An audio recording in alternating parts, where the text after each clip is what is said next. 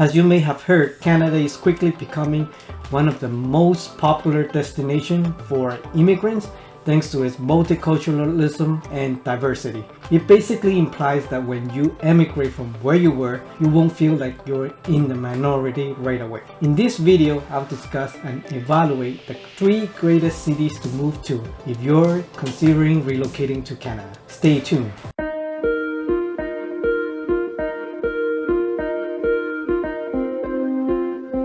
My name is Antonio here from AV Team Real Estate, and we've been selling real estate for over 3 years. If at any point in this video you have questions about the real estate market, drop them in the comments below or reach out to us directly at 416-836-8987 or use this website at avteamrealestate.com to connect with us. So before we discuss the 3 main cities for Canada, let's explore the background of Canada first. The most western part of Canada, we could locate Vancouver within the BC province, which is one of the main cities in Canada.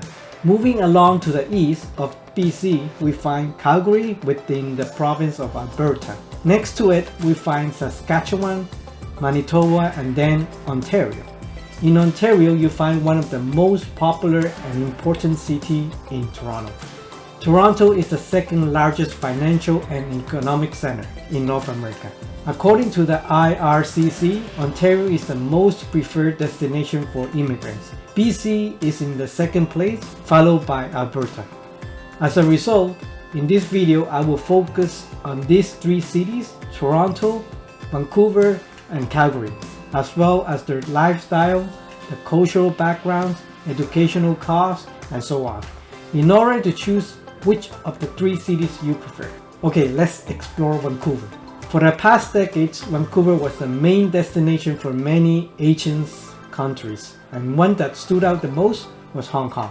In general, Vancouver is categorized in a few big regions. You may have heard areas in Vancouver such as West Vancouver, North Vancouver, the Greater Vancouver, and the Vancouver City.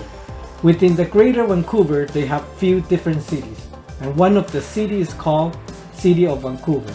And within the City of Vancouver, we can find Vancouver West here, and on the east, we find East Vancouver. However, inside of Greater Vancouver, they have another city named West Vancouver, which is an entirely different municipality and is reached by crossing the Lionsgate Bridge. These 2 cities are the most expensive real estate in Vancouver. In the Greater Vancouver, aside of the Vancouver City, there are other cities such as Burnaby, Coquitlam, Surrey, Langley, and lastly, Richmond. Many residents refer to Richmond as the mini Hong Kong, since many Hong Kong immigrants have arrived there first in recent decades. There are numerous Hong Kong-style restaurants, boutiques, and shops in these neighborhoods, as well as a substantial Cantonese-speaking community. So now let's talk about the transportation in Vancouver. It is indeed, they have a very good transportation system named the SkyTrain. Out of all provinces and cities in Canada, they have the easiest and accessibility to everywhere within the Greater Vancouver. Even from the airport going to downtown, and from downtown to Burnaby or to Surrey, all could be accessible with the SkyTrain. Apart from the transportation, Vancouver is known for their climate. Out of all the Canada cities, Vancouver has the most sun and average temperature will be higher. And that's why they are so popular for many immigrants. Let's move on to the next city, Toronto. Like Vancouver, they have Toronto City and the Greater Toronto area. And within Toronto City, you could also find like downtown, midtown, uptown, up to North York and more. Maybe you have heard some of the universities such as University of Toronto or some of the big corporations, and their subway system is mainly derived in the area between the downtown Toronto and midtown and to some extent to North York area. Toronto also has an underground system called the Path. Due to the cold weather in nature, in some extreme temperature that can reach as low as -30, it makes it difficult for people in downtown walk around during the winter. This incredible underground pedestrian tunnel connects more than 70 buildings via 30 kilometers or 19 miles of tunnels, walkways, and shopping areas. According to the Guinness World Record, Path is the largest underground shopping complex in the world with 4 million square feet of retail space, which include over 1,200 retail fronts. Greater Toronto Area, GTA, is a huge area. It is about 3 times the population of Vancouver. We just covered part of Toronto City only. In recent decades, due to a huge population, many also extended to many areas outside of City of Toronto. That include Richmond Hill, Markham, Vaughan, Peel, Durham, etc. Many residents that resided many years in the City of Toronto, they tend to move to other part of the GTA with different reasons, such as upsizing in larger space or different ethnic group community, etc. Bottom line, there are far too many choices with such a big and diverse city. Toronto is the largest financial center in Canada. If you are among the young group looking for opportunities in Toronto, this is definitely the place to be. And also, if you are looking for world-class city life, arts, and entertainment, in Toronto you won't miss a bit. From Toronto Film Festival to home studio for many Netflix TV shows such as Queen's Gambit, Jupiter's Legacy, and the Umbrella Academy, and more. If you're looking for the top university in Canada, University of Toronto is ranked first in Canada. Within the curriculums, there are several co-op and real-world practice opportunities. If career growth and opportunity is your priority, Toronto easily be your choice. Now on to the third city, Calgary. Honestly speaking, Calgary is a fairly young city compared to Vancouver or Toronto. Population or development would not be comparable to other two cities, but in general, the area of development would be much smaller. Let's look at this map of the city of Calgary. Even if you travel from the very north to downtown, or the most western part of the map toward the downtown, the travel time with car is really within 20 minutes. The average age of Calgary population is about 37.2. You can understand why this is a fantastic spot for young people to hang out and work. The best feature of Calgary is the low cost of living. The credit to this is the taxation in Alberta. First, we need to understand that Alberta don't have the provincial tax. There is only federal tax. As a result, in Calgary, you will pay a lower price for the identical goods than in other provinces. C-Train is Calgary's own public transit system. In C-Train, there are presently 2 lines. As a result, there are certain restrictions on where you can go. This is why the great majority of people in Calgary own a car. However, you do not need to pay a fare in selected downtown areas served by C-Train transportation. Similar to Toronto, Calgary also have a brutal winter and temperature can go as low as -30s. Like Toronto Underground Path, Calgary has their own version, but instead underground, they develop bridges above the ground. There are many bridges connected with different buildings, so even in an extreme cold weather, you might not even need to step outside.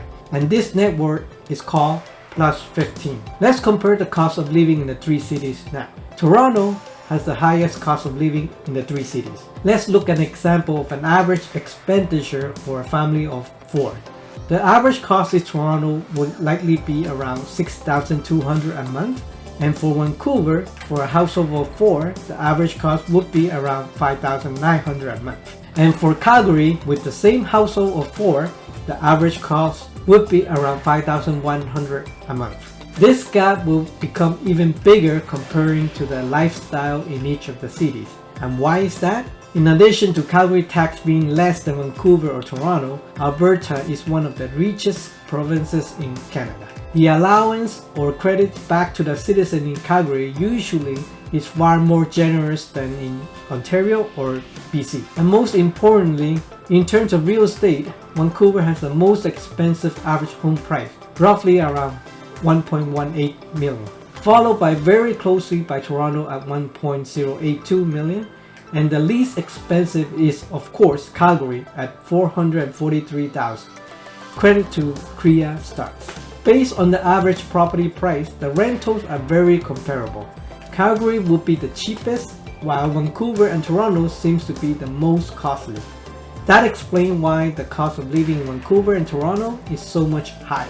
Let us now discuss and compare the educational system in these 3 cities. Different provinces have different educational systems, regulations, and even exams, which might differ enormously. You will need to pay attention to this point in terms of organizing your children's admission to schools, colleges, and universities. Some might want to go for some postgraduate diploma, bachelor, master, or an MBA, etc. And within Canada, rank first is University of Toronto, which is located in Toronto. Rank 2 is UBC, which is in BC. However, it's not bad in Calgary either. University of Calgary is also ranked number 9 within the whole Canada. Aside of rankings, co-op, cooperative education, it's a unique programs that allow the student on the job learning within full-time, salary work terms in industries, organization, and business relevant to the study field. University of Toronto, Ryerson, and Waterloo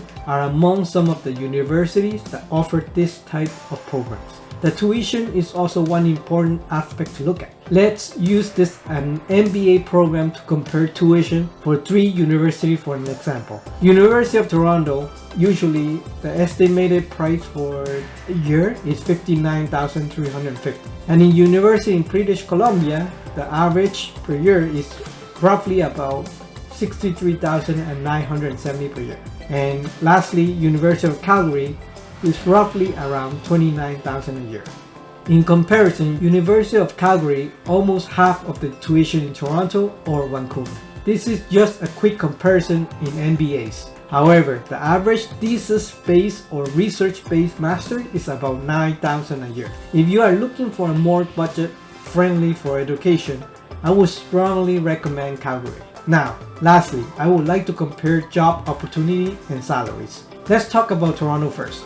Toronto is the biggest financial center in Canada. Many foreign companies will probably choose the East Coast Toronto as the priority. Therefore, job opportunities and variety will be much more. Undeniably, Toronto lifestyle will be richer. However, this will come as a downside in terms of taxation and living expenses, such as rent are very high. In other words, overall, after expenses, although salary is high, you might end up little savings. And in Vancouver, although the lifestyle is a bit slower in comparison to Toronto, and not as many big corporations are currently established, however, it is one of the most richest in the city. According to Financial Samurai, BC is the average net worth per household by province. They are on the top with $943,000 in 2021, followed by Ontario at roughly around $714,000 and Alberta at $700,000. Now in Calgary,